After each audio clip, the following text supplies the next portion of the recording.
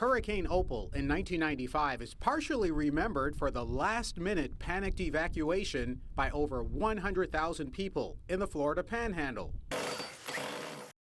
36 hours before landfall, winds were near 90 miles per hour, but the next day, on the morning of the landfall, the winds were up to 150 miles per hour, making it a Category 4.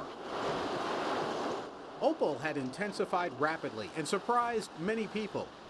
Landfall was late in the day on October 4th, 1995, along Pensacola Beach, Florida. Opal's winds were strong, but it had diminished to 115 miles per hour. It was the most powerful hurricane to strike that part of Florida in 20 years. Water levels rose 10 to 20 feet, with damaging waves on top of that, hitting communities like Navarre, Fort Walton Beach, Destin, Niceville, and Miramar Beach. 20-foot sand dunes were knocked flat. Over 3,000 structures were destroyed, and over 18,000 were damaged. 500,000 people lost power in the Florida Panhandle.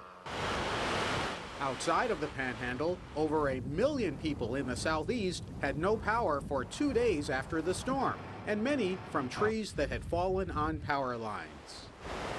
Opal happened in the same season as Hurricane Erin, which also hit the Panhandle, and these storms seemed to lead the beginning of a decade along the Gulf Coast where hurricanes became more frequent.